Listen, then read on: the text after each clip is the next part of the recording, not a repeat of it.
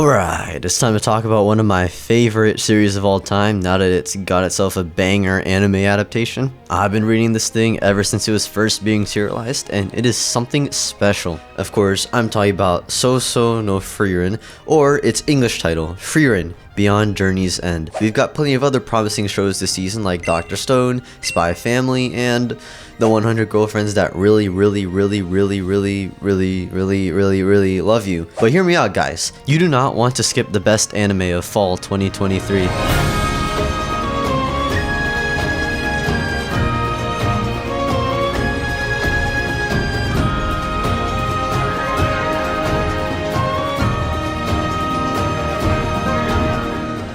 The first thing I want to say is that Sousou no Frieren is basically the best epilogue ever written. You see, the show starts off at the end of the grand adventure after defeating the Demon King. It's not a new concept to begin a story after the end of something else. The first thing that comes to mind is Brandon Sanderson's Mistborn. That's right, I'm mentioning that book again. Sanderson's concept for the novel was that he wanted it to take place after the Dark Lord had already won. But Mistborn doesn't really give that epilogue feeling because it's mostly disconnected from the past until you get to the other books in the trilogy. Instead, in Sousou no Frieren, we have characters reminisce about the 10 years they've spent adventuring with each other and defeating the all-powerful Demon Lord. We have many stereotypical RPG archetypes like the hero, the warrior, and the priest, and of course, the elf mage, Frieren. For humans, a decade is a massive chunk of our lives, but for long-life species like elves, it might as well be a blink. Frieren, the main character, can't really comprehend how all those years might feel for a human. It's similar to how a dog's lifespan pales in comparison to ours, or more accurately, how a fly's lifespan might feel like an insignificant blip. But sometimes, even when you think about your own time in high school, it might just be a momentary blur. You know what they say? Time flies by when your life's falling apart. Anyway, after the party celebrates their victory against the Demon Lord, Frieren heads off to go on another adventure. It's astounding how the amount of time that passes with each scene is so ephemeral. You could cut to the next shot and a few years have passed. Then in the shot after that, 50 years have passed. Just like an elf, all the time passes at the same speed as you turning a sheet of paper. When Frieren eventually reunites with her companions, they've all aged like fine Nutella steak. Soon after they watch a meteor shower that happens every 50 years, the hero, Himmel, dies. During the funeral, Frieren is ridiculed, but then she realizes she barely knows anything about Himmel despite how much time they spent together. Finally, after recognizing her years of procrastination, Frieren decides she should get to know humans after all. She bids farewell to her remaining comrades and begins her journey to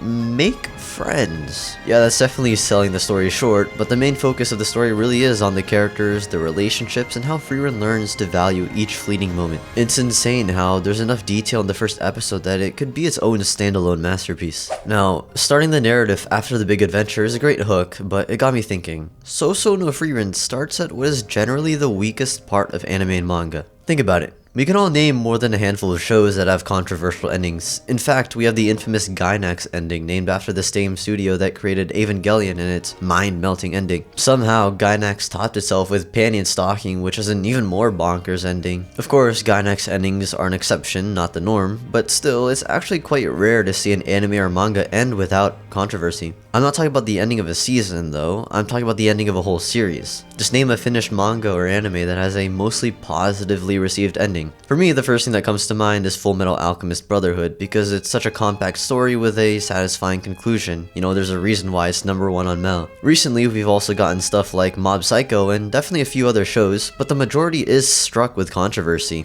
Stuff like Naruto's ending, the Demon Slayer manga's ending, Dr. Stone manga's ending, the Bleach manga ending, Attack on Titan's ending. They all arguably fall short in some aspects. Even Slam Dunk, an absolute masterpiece, has a bit of a controversial ending, mostly because of the sheer realism it portrays. For a lot of these anime and manga, their endings could be ascribed to a lack of planning, and in some cases, these things just don't end. You think I'm gonna call it Oda or Togashi, but I'm looking at you, George Martin.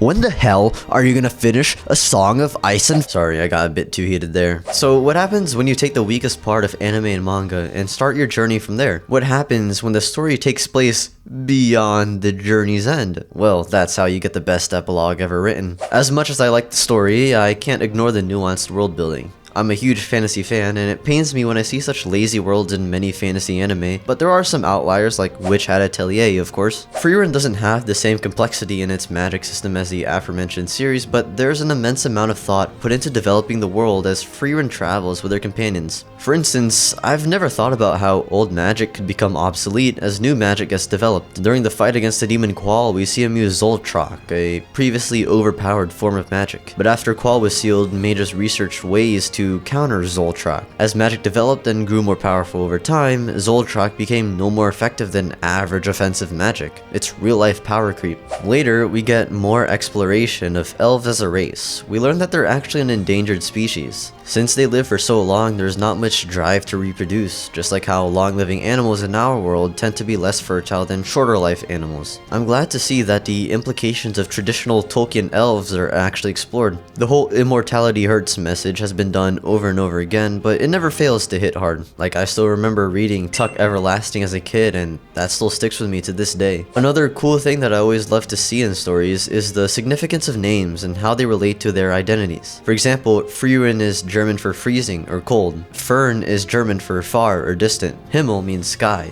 Eisen means iron. Heiter means cheerful. It's stuff like names that get me so much more immersed in the story. As the series progresses, we get more cool pieces about the world, and a loose main plot starts to form about fighting the Demon Lord army's remnants, and reaching Ende so Frieren can talk with her dead companions again. But at its core, So no Frieren is a character-driven plot. It's one of my favorite things about a lot of anime. They don't stress themselves with defeating an Avengers-level threat, something that most Hollywood movies and Western fantasy novels have. Frieren is really just a lot of wandering around, but you know, not all who wander are lost. With each chapter, the world expands, and we learn more about the people we're following. While the series isn't an action anime, we do get some epic fight scenes every now and then. We get to see Frieren absolutely wreck house. After all, she did help kill the Demon Lord. Luckily, this series doesn't delve too deeply into the fight scenes, instead using them as a vessel to further develop the main cast. I've said this before, but no matter how fantastical a world might be, we gravitate toward human stories. So many fantasy isekai focus on big battles and epic power fantasies, often neglecting character development to the point that these characters might as well be blocks. In fact, literal Lego blocks and ants have made me feel more emotions than power fantasy isekai number 69 over there. Don't get me wrong though, characters aren't people. You could never hope to encapsulate a full life's experiences within a fictional narrative. It would be too much. Instead, writers must identify key aspects of a character to make them believable.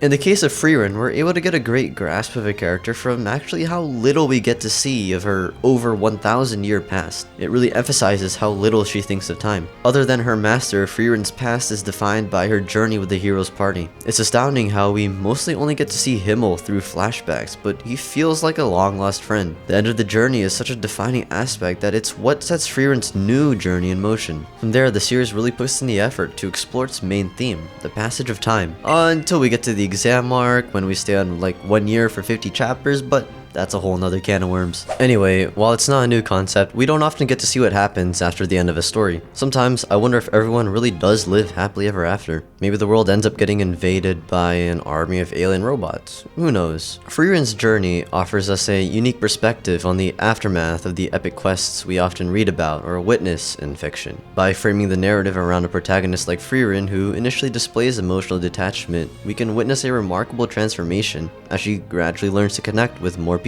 For some people, they might feel like they're just floating through life, not having any real destination. They might occupy themselves by collecting something that interests them, or they might try taking up a hobby. Frieren's ongoing character arc serves as a poignant reminder to cherish every little aspect of life, from the small everyday interactions to the grand adventures. It teaches us that a meaningful existence is not solely measured in years, but in the richness of experiences and connections we accumulate. Much like the protagonist, we might find ourselves on a journey of self-discovery, realizing that it's not about the length of our lives, but the depth of our experiences and the impact we have on each other. You see, it's possible to live for 100 years, but realize you've never really done anything worthwhile. On the other hand, it's possible for a single hour to feel like an eternity. Yeah, I'm talking about your class, Mrs. Robertson. I guess what I'm trying to say is, son, it's not how fast you mow, it's how well you mow fast. Wait. Hold up, bro. Hold up. I know you want to close out the video, but do not do that just yet. As you can see, there's still some very important runtime. Oh fuck. This is why I script everything. All right. Anyway, I got a humongous, ginormous, gargantuan announcement. Alright, so I know my channel has been picking up on a lot of traction, you know. A few of my videos got a pretty decent chunk of views, pretty good amount of subscribers. So yeah, I got a huge announcement. This is what I'm gonna do. I'm gonna